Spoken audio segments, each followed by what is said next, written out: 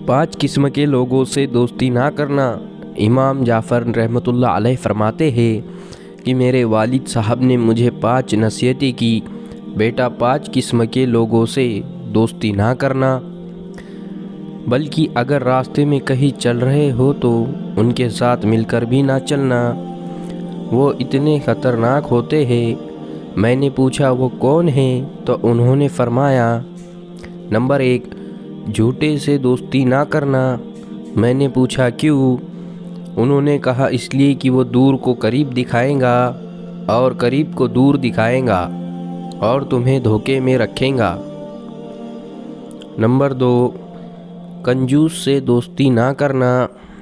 वो तुम्हें उस वक्त छोड़ देगा जब तुम्हें उसकी सबसे ज़्यादा ज़रूरत होगी।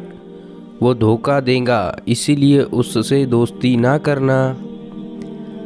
नंबर 3, जो अल्लाह के हुक्म को तोड़ने वाला हो उससे भी दोस्ती ना करना, इसलिए कि वो तुम्हें एक रोटी के लिए बेच डालेगा। नंबर 4, बेवकूफ़ से दोस्ती ना करना, इसलिए कि वो तुम्हें नफ़ा पहुंचाना चाहेगा और नुकसान पहुंचा देगा। नंबर 5, कता रहमी करने वाला, रिश्ते नाते तोड़ने वाला।